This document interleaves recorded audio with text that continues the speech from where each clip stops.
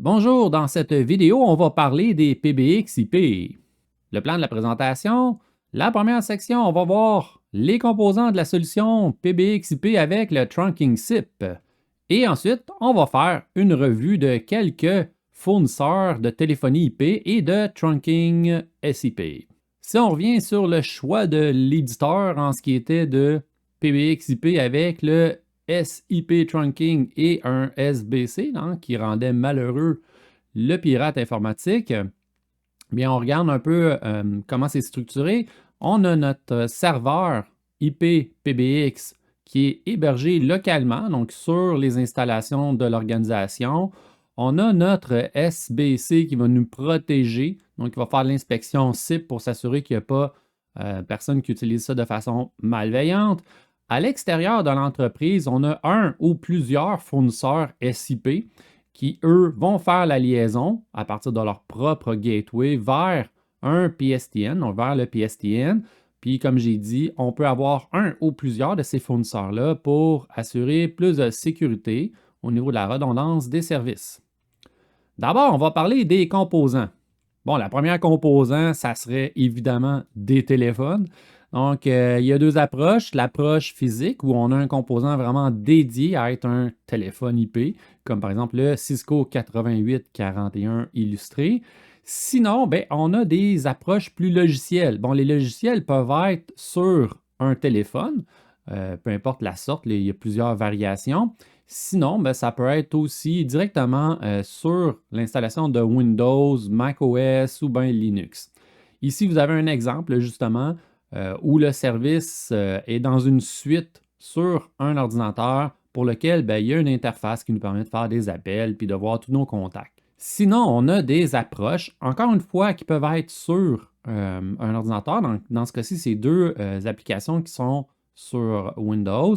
On a le 3CX Phone, donc qui est un soft phone gratuit fourni par 3CX. La version sur Windows est complètement configurable. On n'est pas limité à l'utiliser avec 3CX. Et l'autre micro SIP qui manque un peu de style peut-être, mais fait exactement ce qu'on a besoin, c'est-à-dire se configure SIP et permet de faire des appels téléphoniques. On avait aussi parlé des passerelles, les gateways. Donc, les passerelles, c'est l'interface entre le réseau IP et les réseaux téléphoniques standards. Ça peut être un PSTN ou un PBX, ou même on avait déjà vu aussi des téléphones analogiques. Bon, ils vont permettre de faire un transcodage audio, de la compression puis la décompression. Ils vont permettre de faire de la modulation et démodulation. Ça, c'est pour les fax. Ils permettent également de faire un traitement du signal, vont faire de la suppression d'écho, de la suppression des silences aussi lorsque c'est nécessaire. Ils peuvent contrôler les appels, ils gèrent la signalisation des appels. Les passerelles peuvent être d'abord des équipements spécialisés comme des routeurs auxquels on a ajouté des ports FXO, FXS. Sinon, on a aussi des passerelles qui sont uniquement des passerelles, donc ils font exactement ce qu'on imagine d'eux. Donc, ils s'interfacent comme un équipement IP, puis ils vont avoir des sorties analogiques qui nous permettent de connecter des anciens téléphones ou une ligne téléphonique qui relie au PSTN. On a aussi les serveurs informatiques qui vont être équipés d'interfaces analogiques et de ports Internet qui peuvent être basés sur Windows ou Linux ou autre chose. Le plus populaire sur lequel on va probablement s'attarder un peu, c'est Asterix. Bon, Asterix monté dans un serveur, il y a des cartes compatibles qui peuvent être achetées. Vous avez un exemple ici d'une configuration, vous avez deux FXO, deux FXS, puis qui nous permet d'interfacer, dans ce cas-ci, deux lignes qui pourraient être par exemple reliées à un PSTN ou à un PBX, ou deux lignes qui peuvent aussi être liées à un PBX ou des téléphones. Vous allez aussi entendre parler des portiers. Ça, on n'avait pas encore parlé, les gatekeepers. Bon, c'est un outil de gestion qui est responsable de traduire les numéros de téléphone en adresse IP pour les réseaux Voice over IP. Donc, ils font un peu la job de serveur qu'on va envoyer dans un serveur, en tout cas pour la configuration avec SIP. C'est une composante physique ou qui peut être logicielle, qui peut être ouvert ou propriétaire. Il y en a différents fournisseurs qui permettent de l'avoir. Donc, Cisco, lui, ça va être embarqué dans ses systèmes. Sinon, on a Symantec puis Freeware. Ça, vous devinerez, c'est logiciel. C'est un élément des réseaux multimédia H.323. Donc, nous, vu qu'on va se concentrer sur SIP, ça ne nous concerne pas vraiment, mais Bon, les H323, on n'utilise plus bien ça, on ne fait plus vraiment de nouvelles implantations avec ça, mais ça existe encore. Donc, il faut connaître leur existence. Il faut savoir que les équipements qu'on utilise la plupart du temps sont capables de les supporter encore. Donc, on est capable de passer de SIP à H323 pour faire le pont entre les deux. Bon, bref, les différentes fonctions, traduction des numéros de téléphone en adresse IP, contrôle d'accès, autorisation, authentification, qui peut utiliser Radius, gestion de la bande passante, puis un service d'annulaire intégré. Ensuite, on a les SBC, les Session Border Controller, qui sont nécessaires pour sécuriser les sites qui vont utiliser SIP de façon externe. Donc, les SBC sont offerts selon 3 modèles. D'abord, un équipement dédié physique. Sinon, on a une fonctionnalité additionnelle pour un équipement de réseau comme un routeur sur lequel on ajoute cette fonctionnalité-là. Un peu comme on a ajouté le contrôleur d'appel, mais la même chose, le Session Border Controller, c'est des fonctionnalités qu'on peut ajouter. Évidemment, il faut avoir un routeur qui est capable de faire ces fonctions-là sans être débordé. Ça peut être aussi un logiciel pour un serveur, donc un serveur sur lequel on ajoute le logiciel ou un serveur qui devient ce logiciel-là uniquement. Une des solutions les plus populaires, c'est cependant les solutions matérielles. Ici, vous avez le SBC Mediant 500, donc de AudioCode. C'est une solution très populaire. Bon, comme toutes les solutions, ben, les prix vont varier en fonction des charges qu'on veut appliquer sur le système.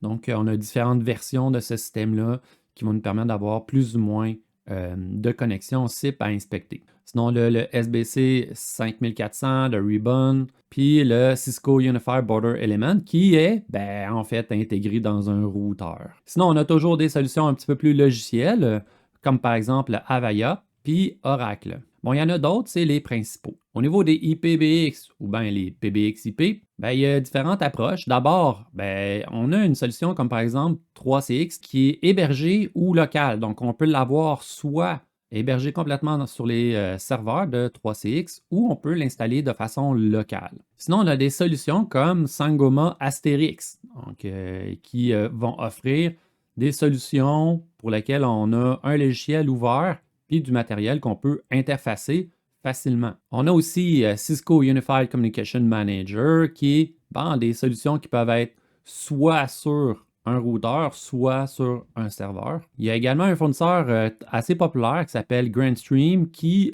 lui, permet d'avoir soit des serveurs GrandStream comme tel, ou bien ils peuvent être interfacés avec différents serveurs, comme par exemple Asterix.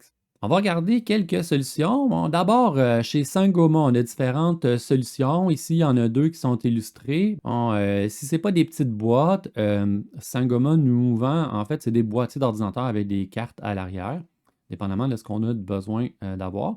L'avantage des grosses boîtes, c'est souvent la puissance, puis la capacité d'ajouter des cartes dans le futur si on a besoin de plus. Bon, le Switchvox 525, il est capable de supporter 400 téléphones sans appel en simultané. Il fonctionne sur un disque dur SSD. Il y a un processeur 4 cores à l'intérieur. Il permet d'avoir des communications unifiées, donc la gestion des appels avancés, le centre de contact départemental, ce qu'on appelle le call center, messagerie vocale et texte, des outils de collaboration divers. Donc, les appels conférences, vidéoconférences, intégration même de Microsoft Teams et intégration de Salesforce. On a des solutions pour PME comme GrandStream pour PME. On a le modèle ici qui est illustré, le UCM 620X de GrandStream. Comme je vous ai dit, il y a plusieurs versions. Celle-là, elle permet, dépendamment de la version, donc il va y avoir plus ou moins de ports dessus, de supporter entre 500 et 800 utilisateurs. Et dépendamment de la version qu'on a, là, 50, 75 ou 100 appels simultanés. Le X, au fond, c'est ce qui va nous donner l'information, le 2, le 4 ou le 8, dépendamment duquel qu'on a. Donc, le 2, 4, 8 FXO pour relier le PSTN, puis 2 FXS pour relier les téléphones analogiques. On est capable d'avoir jusqu'à 200 comptes pour les trunk SIP. Donc, on peut avoir plusieurs fournisseurs de trunk SIP sans problème. Il y a un système de réponse et de menu intégré pour les appels entrants, donc un assistant téléphonique. Configuration automatique des appareils GrandStream. Donc, si on interface un GrandStream IPPX avec des téléphones GrandStream, ils s'auto-configurent. Donc, il y a des modes dans lesquels là, on connecte le téléphone, puis il va s'identifier, puis se configurer selon ce qu'on a mis dans le serveur. Les prix vont varier entre 600 et 1200 selon la version. Donc, quand les prix étaient disponibles, je les ai collectés. Sinon, on a le Cisco Unified Communication Manager, qui est quelque chose qu'on ajoute au routeur de grosse dimension ou qui peut être sur un serveur. Ça permet d'avoir de la téléphonie IP pour des entreprises qui peut aller jusqu'à 1000 employés. Solution préinstallée avec configuration et maintenance facilitée. Donc, on peut avoir là, des systèmes préinstallés lorsqu'ils sont livrés, pour lesquels il nous reste là, à créer nos comptes, évidemment, là, puis à faire nos configurations locales. Ils vont supporter des installations hybrides. Donc, entre justement l'ancienne installation où on a des téléphones sur un PBX et des solutions pour lesquelles on a quelques nouveaux postes ou presque la totalité des postes qui vont être sur IP. Ils sont également modulaires, donc on peut rajouter des modules puis les assembler ensemble donc pour permettre un déploiement en fonction de nos besoins. On a la solution PBX-IP de 3CX qui est un choix incontournable, très populaire. On a différentes options chez 3CX. D'abord, on a l'hébergement directement chez 3CX. Sinon, on peut avoir un fournisseur qui va nous fournir de l'hébergement indirect des produits de 3CX. Ou sinon, on peut directement envoyer ça sur nos serveurs d'entreprise. Ça, c'est disponible pour les forfaits professionnels et entreprises, donc les forfaits les plus gros. Il permet l'intégration de Microsoft 365 puis Teams. Il n'y a pas de licence par poste. Ça supporte des trunk SIP multiples, donc on n'est pas limité à un SIP non plus quand on fait les configurations. On peut ajouter plusieurs sources. Donc l'interface qu'on a est conviviale, relativement simple à utiliser. Puis vous pouvez en faire l'essai gratuitement. Vous allez chez 3CX sur le site, puis vous pouvez créer un compte gratuit. Vous pouvez avoir interfacé jusqu'à 10 téléphones ensemble. C'est limité, je crois, à 3 téléphones physiques. Puis ça, c'est à condition évidemment que vous ayez votre trunk SIP parce que pour le de base, ils ne fournissent pas le trunk. Ils permettent également d'interfacer soit leur téléphone. Il y a des applications sur les téléphones mobiles, puis il y a des applications sur les postes de travail. Donc, on n'est pas nécessairement obligé d'être sur leur interface. On peut aussi ouvrir l'application. Puis lorsqu'il y a un appel, le téléphone apparaît sur l'interface de l'utilisateur. On peut répondre avec les microphones et la caméra, dépendamment de ce qu'on a comme service. Pour donner une idée des prix, bon, comme je vous ai parlé, là, il y a la version gratuite qui nous permet de faire un essai, c'est vraiment intéressant. Il y a quand même beaucoup de choses qui sont incluses. Là. Puis comme je vous disais, c'est 3 téléphones de bureau maximum. Mais pour faire un essai, si vous avez un SIP, c'est intéressant. Puis je vais vous montrer des SIP gratuits là, dans une slide ou deux. Ensuite de ça, il y a des solutions là, pour les petites entreprises. Là, on peut aller jusqu'à 20 utilisateurs. On a évidemment tous les services qu'on avait dans la version gratuite auxquels on ajoute quelque chose, comme par exemple le support des textos. On a des téléphones IP illimités. Donc là, on n'est plus limité vraiment au niveau des nombres d'équipements, quoi qu'on a jusqu'à 20 utilisateurs. Donc, c'est un peu exclusif d'un à l'autre. Bon, en tout cas, sinon, on a le professionnel qui est comme une version encore une fois plus améliorée pour laquelle on commence à avoir l'intégration Microsoft 365. Puis si on va dans la version entreprise, on peut aussi faire l'intégration dans Teams. Sinon, on a des solutions ouvertes. Les solutions ouvertes, on aime ça. Donc, Astérix, c'est la solution ouverte numéro 1 dans le monde. Il y a des fois, ça ne s'appelle pas directement Astérix, mais c'est souvent bâti sur Astérix, comme 3CX, qui en fait utilise Astérix en arrière. C'est un logiciel open source qui est basé sur Linux. Il est gratuit. Donc, oui, évidemment, il y a des compagnies qui vont vous vendre des services comme 3CX qui vont en arrière-plan utiliser Astérix, mais à la base, vous pouvez tout faire ça tout seul et c'est gratuit. C'est testé par des milliers de développeurs. Donc, dans les avantages d'une solution open source comme ça, comparé à une solution fermée comme celle de Cisco, c'est le nombre, c'est la communauté autour, puis étant donné que lui est adopté par des milliers, mais en fait, des millions d'utilisateurs, des milliers de développeurs, parce qu'il y a plein de gens qui contribuent à ajouter des fonctionnalités ou à détecter des bugs et les rapporter. Il y a des centaines de contributeurs, donc justement, là, qui vont faire les ajustements sur Astérix maintenant. Il y a une transparence au niveau de la sécurité. Donc, souvent, au niveau de la sécurité pour les solutions qui sont propriétaires, on est plus ou moins au courant lorsqu'il y a des failles. Et encore là, on est souvent aussi plus ou moins au courant de la manière réelle dont ils font la sécurité. Donc, ça peut être un enjeu quand même important. Il y a plusieurs enjeux de sécurité au niveau du CIP. Puis dans les solutions fermées, ça pose un certain problème. Il y a plusieurs variations disponibles. Donc, comme je l'ai dit, là, il y a la version STX là, pour laquelle vous pourriez y aller en ligne de commande pour faire des installations. Sinon, ben, il y a différentes versions, dont une qu'on va voir un peu l'interface graphique. Il est possible de modifier pour ses propres besoins parce que, évidemment, le code est ouvert. Il est possible de le recompiler, de modifier, d'ajouter des modules. Ça représente actuellement plus de 18% du marché mondial de la téléphonie IP. Ça a été créé en 1999 par Mark Spencer, donc, qui avait déjà fait des contributions dans le domaine de la téléphonie, dans les échanges en ligne. Puis là, ben, il avait créé ça. Bon, quand il a vu le succès rapide quand même d'Astérix, il a changé le nom de sa compagnie. Je ne sais pas c'était quoi le nom avant. Pour GGM. Donc, vous allez voir sûrement beaucoup de DGM apparaître. Ben, c'est la compagnie qui a fondé Astérix et qui vendait certains équipements à la base. Donc, DGM s'est fait racheter en 2018 par Sangoma Technology Corporation pour 28 millions. Ils ont fait une très bonne affaire, si vous voulez mon avis. En 2018, là, ça fait, actuellement, on est en 2024, ça fait 6 ans. Cette compagnie-là vaut clairement dans les centaines de millions aujourd'hui.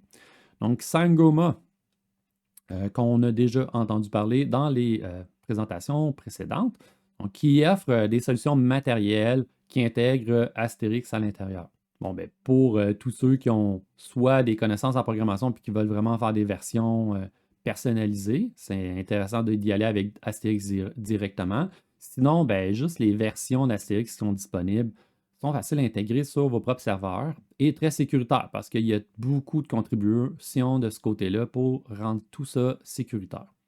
Les différentes fonctionnalités qu'on va avoir dans Astérix. Bon, on va nommer les principales pour commencer. Bon, réception automatisée. Puis ça, c'est tout gratuit, là. C'est toutes des solutions qu'on peut activer directement dans Astérix. Donc, réception automatisée des appels, l'acheminement. Bonjour, appuyez sur le 4 pour rejoindre Paul. C'est SIP, donc ça supporte SIP. C'est très facile à intégrer avec d'autres systèmes. Permet le transfert des appels, la gestion des courriels. Donc, c'est aussi une version, c'est aussi un système unifié.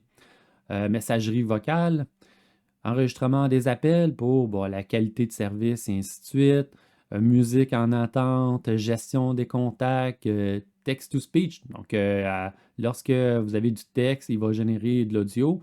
Il y a déjà des fonctionnalités intégrées pour ça. Intégration externe, on est capable de faire l'intégration de Microsoft Teams, mais là, ça va demander un petit peu de travail parce que c'est pas tout cru dans le bec, mais il y a un lien ici que je vous ai donné dans le bas qui va permettre d'arriver à une intégration, on l'espère. Bon, j'ai dit que c'était les solutions principales, là. Regardez bien. Donc ça, c'est quand on regarde les fonctionnalités d'Astérix. Bon, puis là, c'est parce qu'en fait, ça descend, ça descend, ça descend. J'ai même arrêté là, d'en prendre des screenshots, là, et ça finissait plus. Donc les fonctionnalités sont très grandes, puis comme on disait, ben, en fait, toutes celles des autres systèmes sont là et plus encore.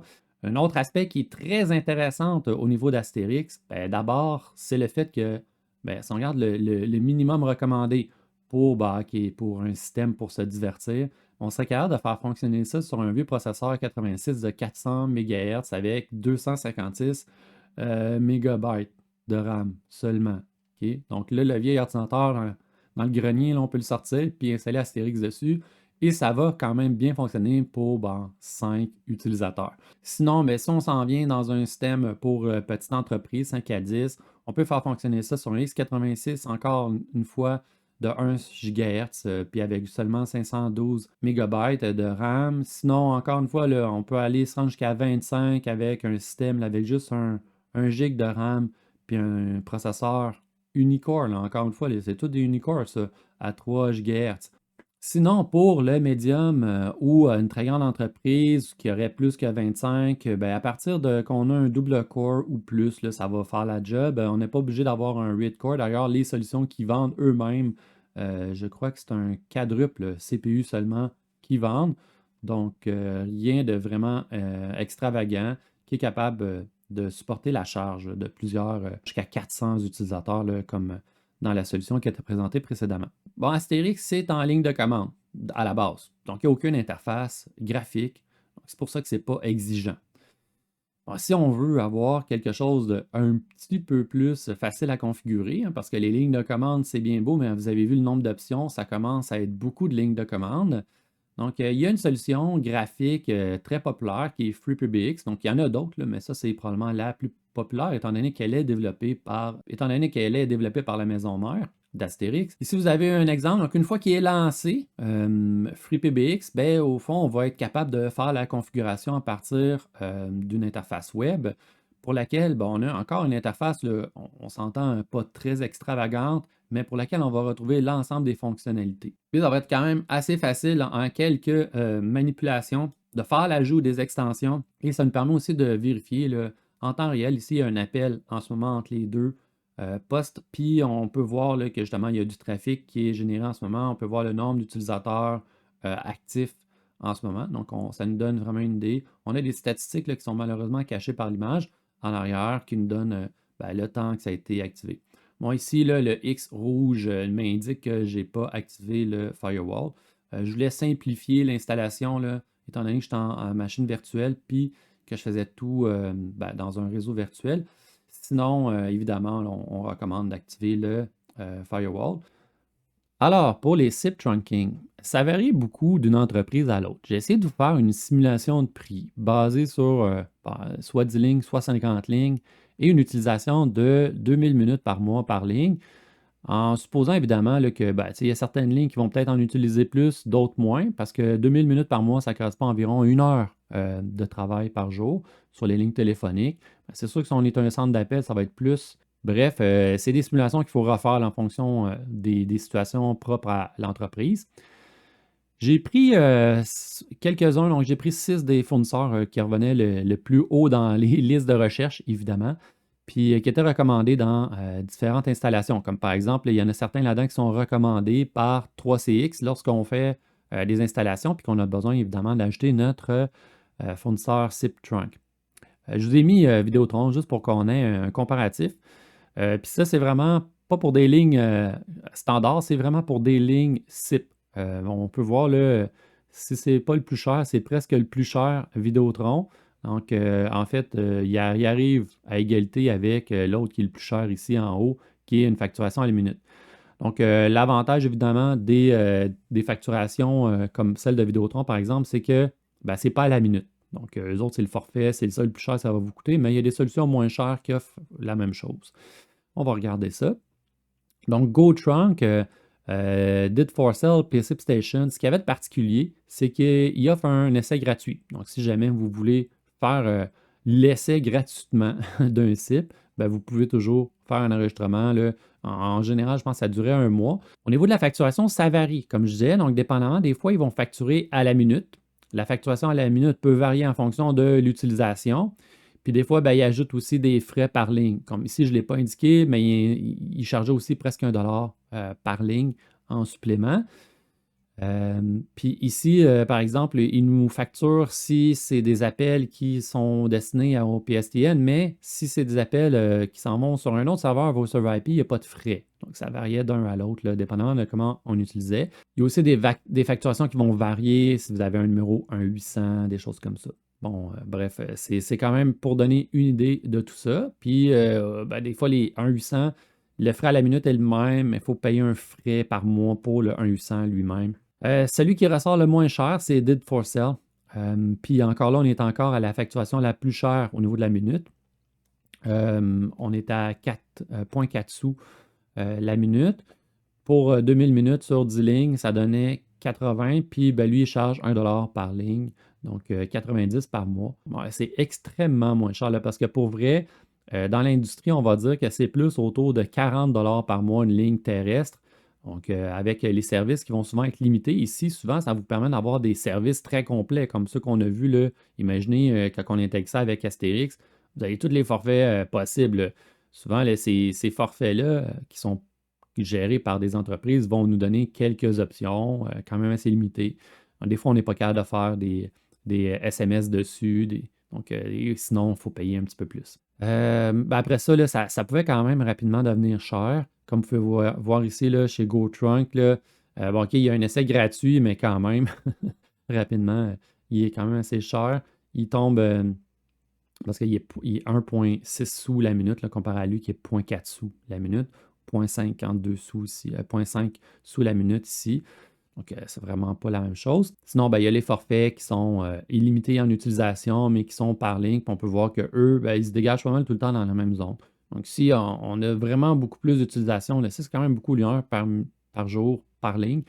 Euh, donc, si on a plus, si on est un super utilisateur, c'est peut-être plus intéressant de s'enligner sur des forfaits, là, puis de comparer les forfaits, qu'est-ce qu'ils nous offrent, parce qu'évidemment, là, les options variaient d'un endroit à l'autre. On a aussi les fournisseurs de téléphonie IP. Donc, ça, ce n'est pas des fournisseurs de SIP trunk, de la téléphonie IP. Il y a une des solutions qui est canadienne, qui est disponible pour les entreprises, mais qui est 100% hébergée, parce que les autres n'étaient pas hébergés, c'était des SIP trunk. Qui permet là, d'avoir, dans un premier temps, je vous le montre, là, donc 6 lignes, gratuit en tout temps, mais il y a des pubs. Il y a des pubs dans l'interface, en fait. Permet de, bon, c'est 0$ par mois pour les appels au Canada, mais on n'est pas capable de supporter les textos. Sinon, il y avait le forfait pro qui permettait d'aller jusqu'à 15 lignes dans le forfait, qui revient à 10$ par mois au total pour les 15 lignes, donc 1,5$ par mois. Appel Canada-États-Unis sur les 15 lignes. Puis là, ben, on se débarrassait des publicités, entre autres, là, dans l'interface. Ensuite, pour un prix, il est possible d'ajouter d'autres canaux de disponibles. Il faut savoir, par exemple, que ça, c'est pour des utilisateurs qui utilisent l'interface sur logiciel. Si vous utilisez des téléphones IP physiques, il faut acheter un 5$ par mois, mais ils supportent. Là. Donc, à la limite, on pourrait avoir nos 15 téléphones de Cisco, mais là, il tomberait là, à peu près à 6$ par mois par téléphone pour une utilisation sans limite qui supporte les textos. Donc, on a quand même un beau forfait ici, là, sauf que ben, ce n'est pas du tout la solution de l'éditeur, hein, parce que là, on tombe dans une solution complètement hébergée. S'il arrive de quoi avec notre fournisseur, on est complètement dépendant de ça. On n'a plus de fonction de téléphonie qui est disponible à l'intérieur de l'entreprise. Sinon, ben, pour des solutions peut-être plus résidentielles, là. Donc, on a TextNow qui permet d'avoir une ligne gratuite. Donc, on peut se créer un numéro de téléphone. Bon, dans l'interface logicielle, il y a des publicités qui apparaissent et des bannières. C'est pas très achalant. Ce qui est plus achalant, c'est que la ligne, il faut l'utiliser aux 24 heures. Sinon, elle est considérée comme inactive, puis le numéro est relâché. Bon, c'est pas dramatique parce qu'il vous en donne un autre, mais mettons que c'est pas très pratique parce que là, les gens, pour vous rejoindre, il faut qu'ils utilisent un nouveau numéro à chaque fois. Donc, zéro appel partout. Les textos aussi supportés. Donc, en quelques secondes, là, vous êtes capable de vous créer un numéro de téléphone sur votre téléphone puis être capable de téléphoner et de recevoir et envoyer des textos. Sinon, bah, il est possible pour 145$ par année de fixer le numéro de téléphone, mais là, ça devient peut-être plus intéressant de s'en aller vers ben, finalement une solution où on va avoir un numéro fixe de toute façon. Puis si on veut se débarrasser des annonces, c'est 7$ par semaine. Donc vraiment coûteux quand même. Sinon, si on regarde pour Fungo, lui, il offre la ligne gratuite, encore une fois des publicités, puis lui, il faut être actif aux 2 mois. Donc, on s'entend, là, c'est facile de maintenir ça. 0$ pour les appels partout au Canada, mais les textos ne sont pas inclus. Si on veut ajouter les textos, ben, on peut ajouter ça pour 18$ par année, là. On a l'accès au Canada pour tous les textos, en plus de la ligne, là. Puis 28$ si on veut faire des textos aux États-Unis. Sinon, il y a des ensembles, hein, 100$ par année. On a toutes les options possibles et imaginables, quasiment, de la téléphonie IP. On a aussi, ben, si on ne veut pas l'avoir là, dans un ordinateur, on veut avoir un bon téléphone là, qui se décroche, là. Donc, ça, c'est des lignes terrestres. Les LT, là, c'est ça qu'ils disent. On a 3 solutions qui se démarquent. Il y en a d'autres, là, mais mettons, c'est ceux qui ont l'air d'être là depuis quand même longtemps et qui sont encore là. Donc, on a Fungo, encore une fois, donc au niveau des lignes fixes. On a Uma, puis on a Vonage, que vous avez peut-être déjà entendu parler d'un des trois. Bon, les essais gratuits ne sont pas disponibles. Donc, ce qui est le fun ici, c'est qu'on a des versions gratuites, puis ben, si on supporte les publicités, on peut faire l'essai. Ici, il faut acheter la passerelle. Donc, à partir de ce moment-là, il n'y a pas d'essai gratuit comme tel. Mais ils ont habituellement une satisfaction 30 jours. Donc, comme c'est après 30 jours, vous n'êtes pas satisfait, vous pouvez le retourner. Bon, au niveau Fungo, probablement le moins cher là, par mois, c'est 5$ par mois, plus les frais. Puis les frais, dans ce cas-ci, c'était vraiment juste les taxes, là. Je les ai rejoints pour savoir Moi, ça m'intéressait comme solution. Puis c'est vraiment un peu moins de 6 par mois là, au total. Canada, États-Unis, puis vraiment un forfait téléphonique avec toutes les options que vous pouvez imaginer sur une ligne téléphonique. Ensuite de ça, on a, puis ben, ça vient avec la passerelle. La passerelle, on doit payer 30 une première fois. C'est une passerelle Grandstream, puis ça nous permet, là, on connecte ça directement dans notre mur, puis tous nos téléphones de la maison deviennent fonctionnels. Sinon, on a le Ooma qui est le même principe. Donc, les autres ont tous le même principe, là, 130 pour la passerelle dans ce cas-ci. Puis ensuite de ça, on doit payer, ils disent 0 par mois plus les frais, mais les frais, quand on fait l'analyse pour le Québec, ils nous chargent pour le 911, ils nous chargent pour un paquet de choses. Donc, en bout de ligne, c'est 6,85. Donc, ça revient un peu plus cher là, que le Fongo pour les mêmes genres de forfaits. Puis finalement, on a Vonage. Vonage qui ne charge rien pour la passerelle, mais 10 par mois, qui est en prêt. Au fond, la passerelle est comme en prêt. Appel Canada-États-Unis pour ce prix-là. Puis il y a les frais, mais eux ne m'ont pas dit c'était quoi les frais supplémentaires. Est-ce que c'était juste les taxes ou encore là, il fallait réacheter les frais de 911? À vous de vérifier si ça vous intéresse. C'est ce qui conclut cette vidéo. Donc, on a vu les différents composants de la solution PBX-IP avec Trunking SIP, puis on a fait une revue de quelques fournisseurs de téléphonie IP et de Trunking SIP. À bientôt dans une prochaine vidéo.